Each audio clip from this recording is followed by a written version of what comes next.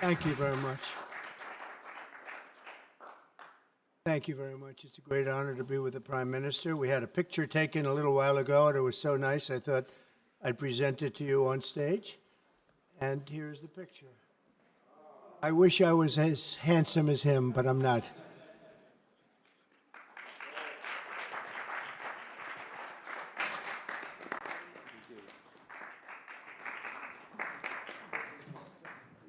Okay, thank you.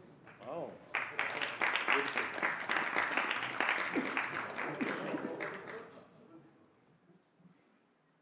Remember that day. Thank you very much, everybody. Appreciate it. I'm delighted to welcome Japanese Prime Minister Ishiba Shigeru to the White House for the first time. And Prime Minister, it's an honor to have you with us, a great honor. Japan is a great country. Thank you very much. Japan is strong and proud. It's a nation that is home to one of the great civilizations in the history of the world. For nearly 80 years, the American-Japanese people have enjoyed a friendship like few others. We've had a great friendship across the vast ocean, and we found ourselves united by bonds of history, commerce, culture, mutual admiration, and great respect. After our meeting today, I'm confident that the cherished alliances between our two countries and others also will continue to flourish long and into the future. The military cooperation between the United States and Japan is one of our closest security partnerships, and it's one of the closest we have anywhere in the world. Our service members work together every day to defend our common interests. Japan is committed to double its defense spending by 2027 compared to my first term. They've invested a lot of money because of my first term. We worked on that very hard with Shinzo. You know, the great Shinzo Abe, and we look forward to seeing even more so. Shinzo and I worked very, very long and hard, and those numbers are very reflective after my first term. And now they're going up very substantially based on our conversations today. In addition to being vital for our shared security, Japan is one of the top purchasers of U.S. military exports and equipment. And I'm pleased to say that this week my administration approved nearly $1 billion in foreign military sales to Tokyo. The United States is totally committed to the security of Japan. We will extend the full strength of American deterrence capabilities in defense of our friend and ally, 100%. In the years to come, the Prime Minister and I will be working closely together to maintain peace and security, and I also say peace through strength, and all over the Indo-Pacific. And to that end, we also remain committed to the effort I began in my first term to ensure safety and stability on the Korean Peninsula. Prime Minister Ishiba and I spoke long and hard about a vital economic relationship between our two countries and the continuance of that relationship. The United States and Japan trade over $300 billion in goods and services each year. Japan has invested nearly $800 billion, and that's going to go up very, very substantially in the coming months, more than any other country. And they're going to have some competition. We have a lot of people coming in and investing in the United States. I think the feeling throughout the world has never been stronger about this country. As a result of our victory in 2024, the presidential election, the Japanese investment and technology giant SoftBank announced plans to invest between $100 and $200 billion. And we have many other companies investing that number, higher than that number, some a little bit less, but we have trillions of dollars of investment pouring into our country now that you didn't have just a short while ago. Today, our teams discussed how our two nations can do even more to stay on the cutting edge of artificial intelligence, along with the quantum computing, semiconductors, and other critical technologies. And they're coming out. The problem with technology, that kind, it's obsolete in about 2 days, so we have to start all over again.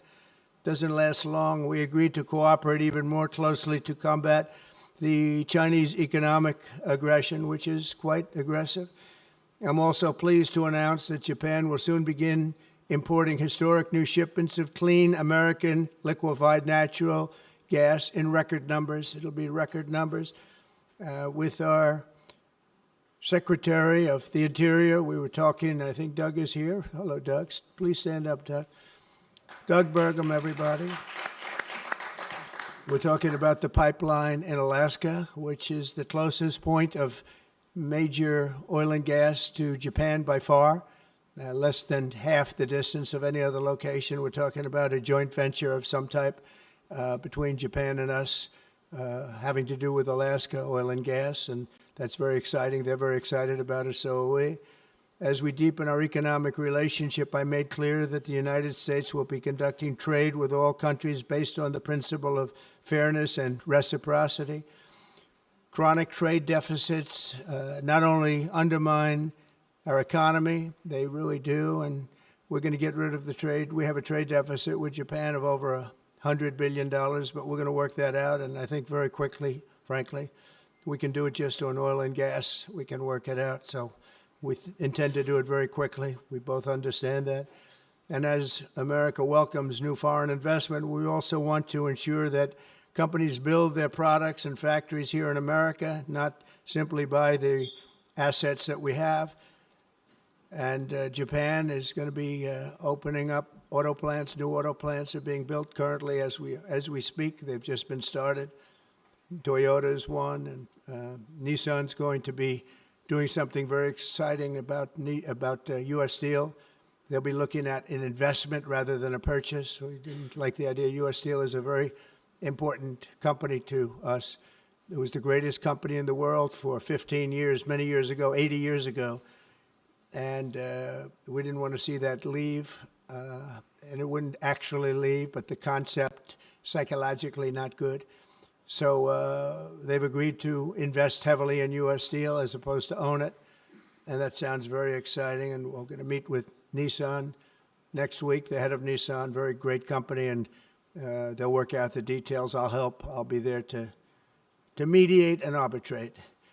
And I had the privilege of working closely with the great Prime Minister, as you know, and you know him very well, Shinzo Abe, the longest-serving Prime Minister in Japan's history.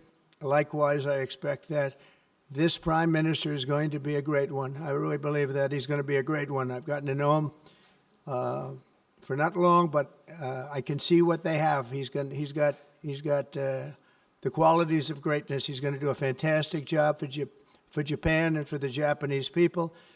And I'd like now to invite the Prime Minister to say a few words, and then we'll take some questions. Mr. Prime Minister, thank you. Thank you very much.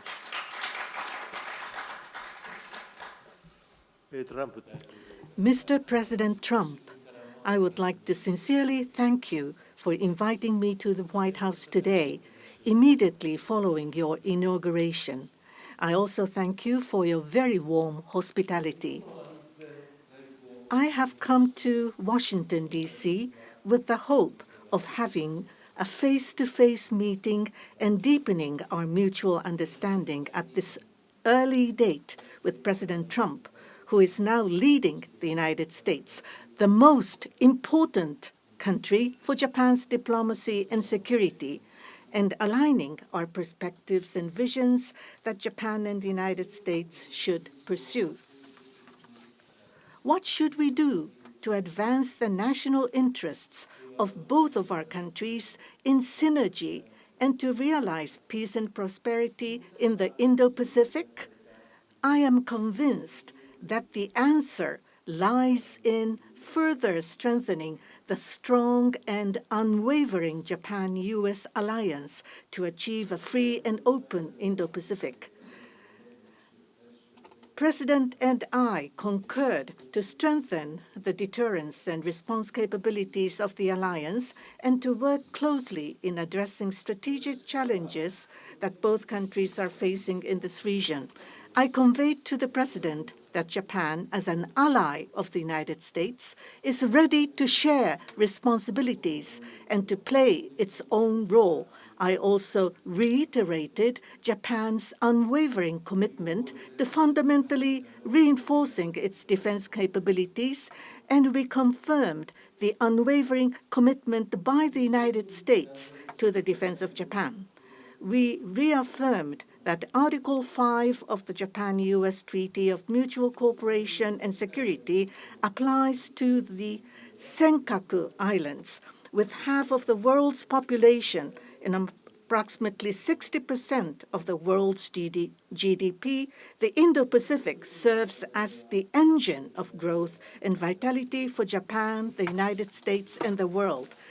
President and I also concurred that the United States and Japan will make further efforts in a wide range of areas, working hand in hand together to realize a free and open Indo-Pacific. In this context, we also concurred to further advance cooperation of the multi-layered networks of the like-minded countries, including the Quad and trilateral cooperation with the Republic of Korea and the Philippines. We also discussed Japan-United States cooperation to bring about growth and prosperity. Economic cooperation, including on economic security, is important from the perspective of strengthening alliance cooperation. Japan is the closest economic partner of the United States and has been the world's largest investor in the United States for 5 consecutive years. Also, with the inauguration of President Trump, the momentum for Japanese companies to invest in the United States is growing even stronger. Today, I conveyed my willingness to cooperate together to elevate Japan's investment in the United States to an unprecedented amount of $1 trillion. President Trump and myself also concurred to elevate the Japan-US partnership to an even higher level through improving business environment and increasing bilateral investment and employment, strengthening each other's industries, leading the world in developing advanced technologies such as AI and leading-edge semiconductors, and strongly promoting efforts to harness the energy of the growing market in the Indo-Pacific region. We also confirmed that we will cooperate to strengthen energy security between the two countries, including increasing exports of United States liquefied natural gas to Japan in a mutually beneficial manner. Regarding foreign exchange, as in the first Trump administration, close discussions will continue between Japanese and the U.S. finance ministers who are experts in this field. We also held candid discussions on challenges the Indo-Pacific region is facing. We confirmed that we are resolved not to allow unilateral attempts to change the status quo by force or coercion, and to oppose such attempts in the East and South China Seas in order to fully defend a free and open Indo-Pacific.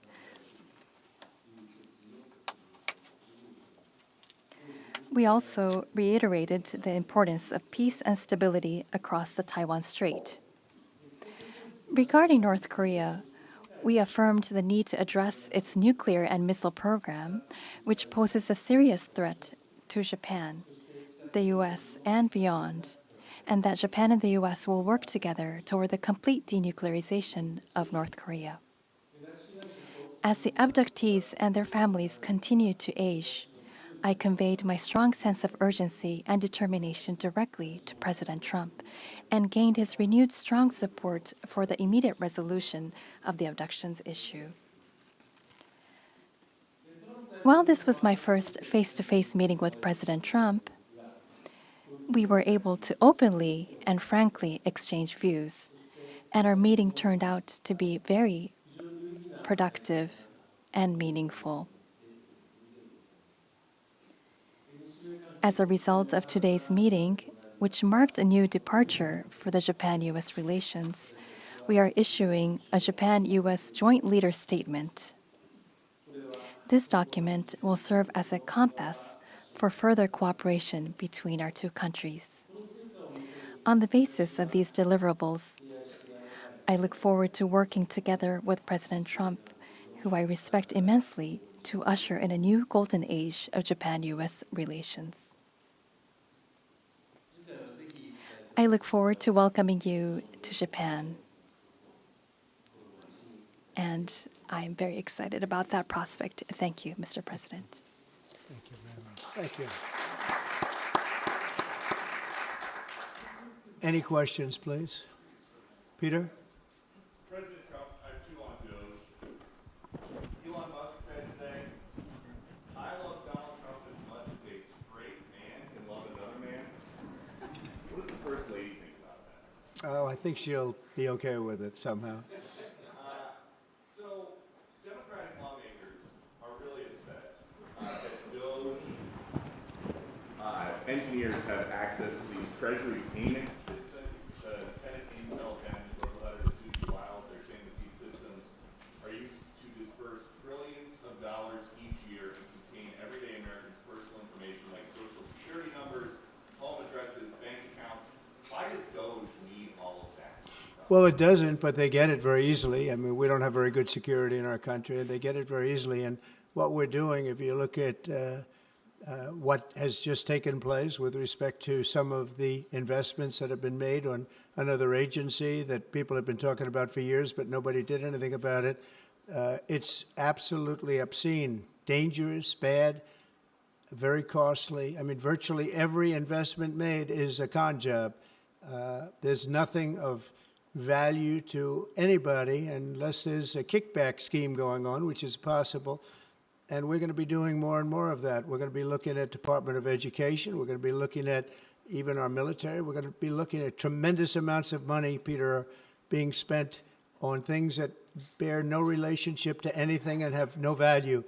We're talking about trillions of dollars. It will be, in the end, trillions of dollars being absolutely wasted and perhaps illegally. I would say certainly in many cases illegally, but perhaps illegally overall. And I'm very proud of the job that this group of young people, generally young people, but very smart people, they're doing. They're doing it at my insistence. It would be a lot easier not to do it, but we have to take some of these things apart to find the corruption. And we found tremendous corruption. You mentioned the Department of Education. What did you think when you saw Democratic lawmakers trying to get into the Department of Education earlier today? Oh, I see the same ones. I see Maxine Waters, a lowlife. I see, all these people. They don't love our country. They don't love our country. We want great education. So they rank 40 countries in education. We're ranked dead last. But the good news is we're number one in one category. You know what that is? Cost per pupil. We spend more per pupil than any other country in the world. You look at Norway, Denmark, Sweden, various countries all up and down, Finland. China does very well in education. And then you look at us. We spend much more money than they do per pupil or any other way. But we spend much more money than they do, and yet we're ranked this year, Biden's last year, congratulations, Joe, we're ranked dead last. So what I want to see is education. Number one, I like choice. We all like choice. But beyond choice, long beyond choice, I want to see it go back to the states where great states that do so well have no debt. They're operated brilliantly. They'll be as good as Norway or Denmark or Sweden or any of the other highly ranked countries. They'll be, you probably have 35 to 38 states will be right at the top. And the rest will come along. They'll have to come along competitively. And by the way, we'll be spending a lot less money.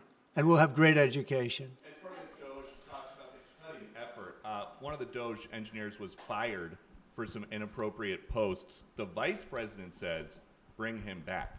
What do you say? Well, I don't know about the particular thing, but if the vice president said that, did you say that? I'm with the vice president. Thank you, Peter. Yeah, go ahead, please. Yes, red dress. Thank you so much, Mr. President. Just how strong do you want Japan's military to be? And do you specifically hope that their increased military spending will deter China and North Korea? What did you talk about that today? Well, I want our military to be the strongest. I also don't mind spending so much money on the military because we build it here. It's made in the USA, all made in the USA. We have, I rebuilt our military during my first term. Did a great job. We left some of it behind in Afghanistan, stupidly. There was no reason for that, but it was still as much as it was. It was billions and billions of dollars, but it was a small part of it. But we're going to have the strongest military by far. We have great people. I want to congratulate Pete Hegseth for having gone through the gauntlet. He went through a lot, but he got through, and he's going to be a tremendous, I have no doubt he's going to be a tremendous leader. And other of the leaders sitting here, they're in their own fields. We're going to do something very, very, very great, and we expect great things. But I expect the strongest military by far in the world, far stronger than China, far stronger than anybody, and that's the way it is. Thank you very much. Would you like to ask a question, please? Go ahead. Thank you, Mr. President. Thank you. This is Hiramoto from Nippon Television.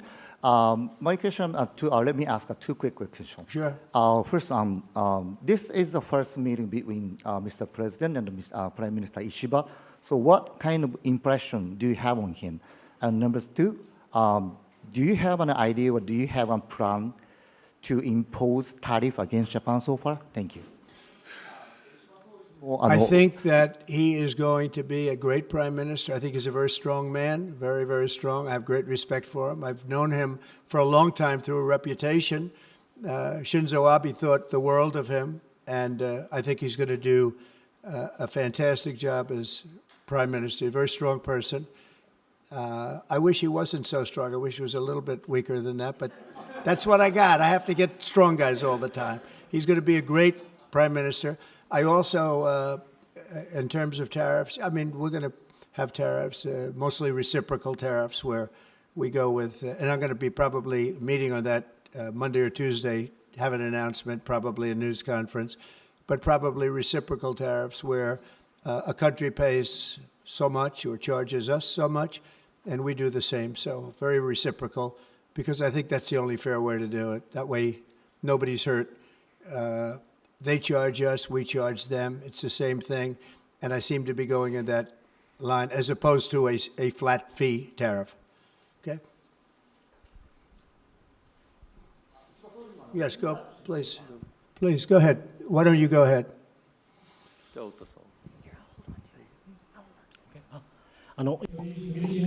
This is Ota from Yomiuri Shimbun newspaper. I have a question for Prime Minister Ishiba. So this is your very first summit meeting. What was your impression of President Trump? Were you able to build a good relationship of trust and confidence? In Northeast Asia, there are many challenges, China, North Korea, and so forth. And with President Trump, what did you appeal to him, and what kind of understanding were you able to obtain? On the economic field, there is the acquisition of U.S. Steel, by Nippon Steel, and there are expansion of import of LNG. What were the communication discussion did you have with President Trump? For the $1 trillion of investment from Japan to investment, what was his reaction? What about your communication on tariff front? This is the first time that I met with President Trump in person. So this was the first time meeting face to face. But for many, many years, I have watched him on television. So it was quite I was so excited to see such a celebrity on television, to see in person. On television, he is frightening. And he has a very strong personality. But when I met with him, actually, he was very sincere and very powerful and with strong will for the United States as for the whole world. I was able to feel that. This is not the sort of polishing or trying to suck up to him. For the world peace and for the regional stability that both of our countries need to play our role and make our endeavors and responsibility. As for the increase of our defense expenditures, it is not that we are told by the United States to do so. Japan, on our own decision, and on our own responsibility, we need to increase our defense expenditures. But of course, we need to communicate and consult with the United States. But the responsibility is with Japan, and the decision is with Japan. Now, on the tariffs, that if it is mutually beneficial, tariffs need to be set. And as for Japan, as Mr. President has introduced to us, an unprecedented investment will be made from Japan to the United States, and so many jobs will be created. So $1 trillion is the target. And this will be to the benefit of the United States, but also to the benefit of Japan as well. Investment is mutually beneficial. So be it with U.S. Steel, as Mr. President says, it is not acquisition, it is investment. So the Japanese technology will be provided, and the better quality products will be manufactured in the United States, and the U.S. Steel will make products which will contribute not only to the United States and Japan, but also to the whole world. It is not one-sided. It will be reciprocal. It will be mutually beneficial. And I believe we were able to share on this, and that is the biggest result that I have seen today. Thank you very much. Go ahead, please. Yeah. I wanted to ask you about that U.S. Steel deal. So you're saying that is this a restructuring of the deal that's happening, and then will you approve? They're doing it as an investment, no longer a purchase. Okay. I didn't want it purchased, but investment I love. And they're going to do a big investment, subject to getting the deal done. And that's they'll be something doing you a would big. approve, where the U.S. I'm okay with that, sure. And for the Prime Minister, what was your argument to the President related to U.S. Steel? And one more on tariffs, Mr. President, if I could. You said on tariffs that you'd like them to be reciprocal back and forth. What was the reception from the Japanese Prime Minister when you said that, or when you talked Well, about we it? didn't discuss tariffs too much. We really discussed many other things, including the pipeline in Alaska, which I think is going to be maybe the most exciting thing with Doug and Chris. We discussed that at length, the pipeline. I mean, it seemed to be of great interest to them. It's we have potentially more oil and gas than in Saudi Arabia, just in Alaska. We have the most of any country in the world. It's a big asset for the United States, but we haven't used it. We go to Venezuela, we go to other places to take oil and gas, and we have more than anybody. It's an amazing phenomenon that took place over the last 4 years. Nobody understands it, including the people that were in charge of it. They had no clue what they were doing. So it was a big problem. They were surprised actually too. They were saying why didn't they wouldn't sell them LNG. They wouldn't sell it. Japan wanted to buy LNG, and Biden wouldn't sell it. And I'm trying to figure that one out. Maybe it was the environment. You might answer that question. He's curious about that himself, I think. Thank you very much. If you want to answer that, you may, about LNG, that the United States wouldn't sell you LNG.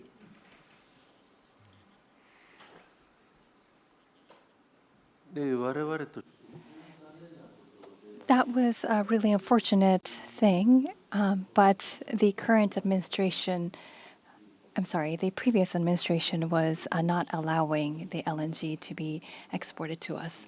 I believe that President Trump, on the day of his inauguration, allowed us to resume this importing. I think this is something that is really wonderful for us.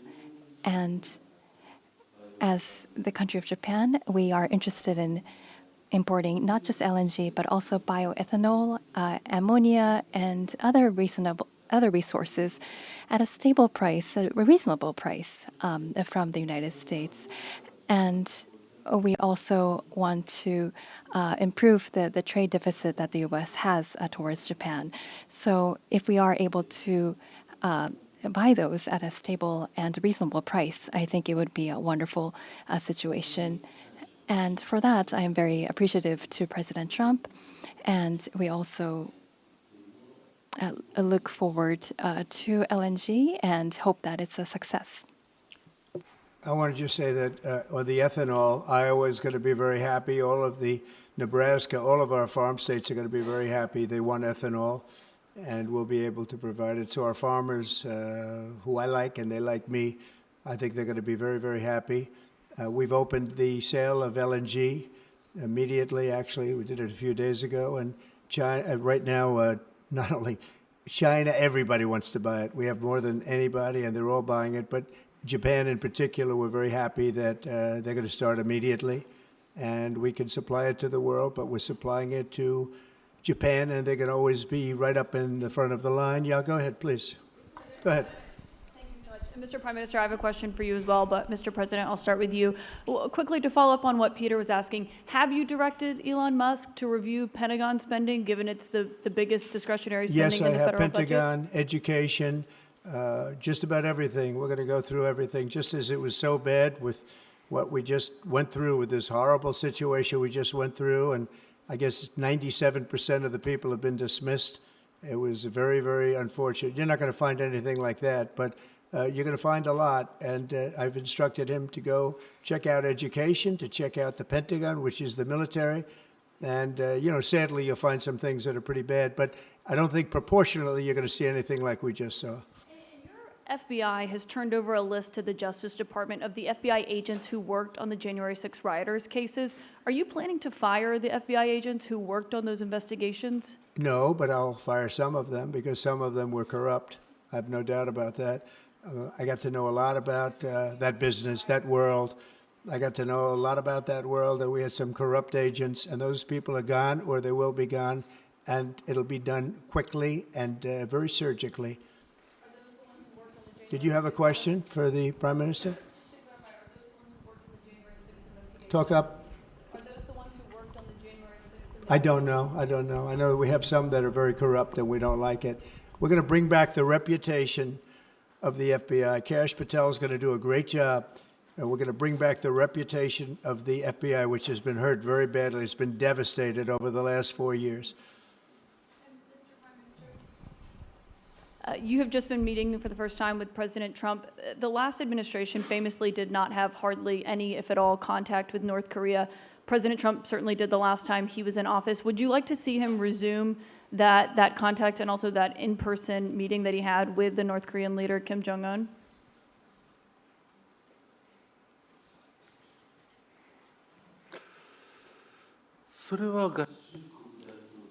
That is something that the United States needs to determine on its own, and it's not something that we should request.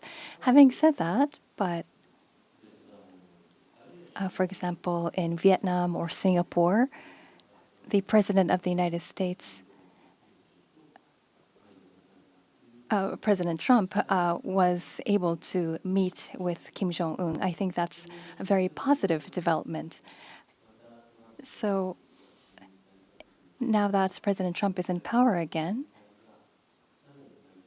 if we are able to move towards resolving issues with the North Korea, I think it would be great. And of course, for us, that includes not only denuclearization, but also resolving the abductee issue. And so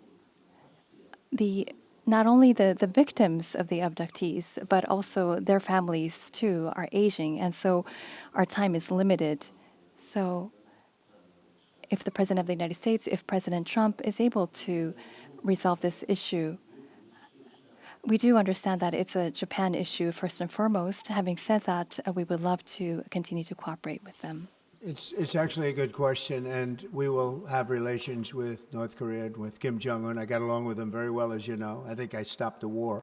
I think if I wouldn't have won that particular election, you would have ended up in a very bad situation. But I did, and we had a good relationship, and I think it's a very big asset for everybody that I do get along with him. I get along with him, he gets along with me, and that's a good thing, not a bad thing. And I can tell you that Japan likes the idea because their relationship is not very good with him. And if I can have a relationship with not only him, but other people throughout the world where there seem to be difficulties, I think that's a tremendous asset for the world, not just the United States. Go ahead, Garrett. I have a question for you and for the Prime Minister as well. Mr. President, I wonder what you make of the criticism from Democrats that these staff reductions, the cuts that Elon Musk and Doge are doing are an unlawful power grab. And is there anything you've told Elon Musk he cannot touch? Well, we haven't discussed that much. I'll tell him to go here, go there. He does it. He's got a very capable group of people. Very capable. They know what they're doing. They'll ask questions, and they'll see immediately as somebody gets tongue-tied that they're either crooked or don't know what they're doing. We have very smart people going in. So I've instructed him, go into education, go into military, go into other things as we go along.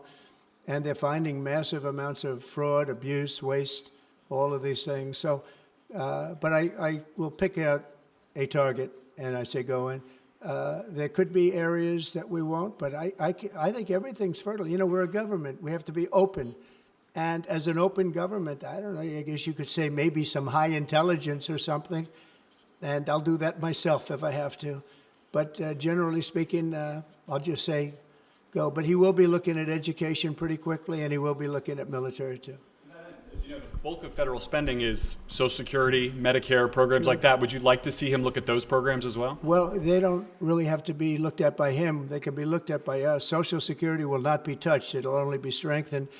We have illegal immigrants on Social Security, and we're going to find out who they are and take them out. We have illegal immigrants in other Medicare. We found a lot of bad people, a lot of people that shouldn't be on, that were put on through California. A lot of them come out of California. We're not going to stand for that. So we're going to strengthen our Social Security, et cetera. We're not going to touch it other than to make it stronger. But we have people that shouldn't be on, and those people we have to weed out. Most of them, or many of them so far, have been illegal immigrants. They shouldn't even be in the country. Do you have a question for the Prime Minister? I do. Mr. Prime Minister, the President's affinity for tariffs is well known. If the U.S. places tariffs on Japanese imports, would Japan retaliate?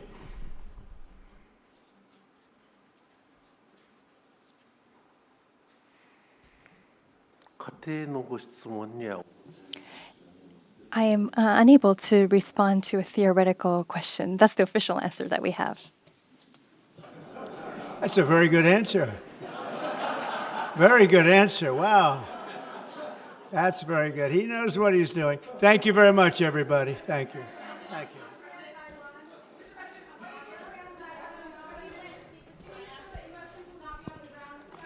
Thank you, everybody.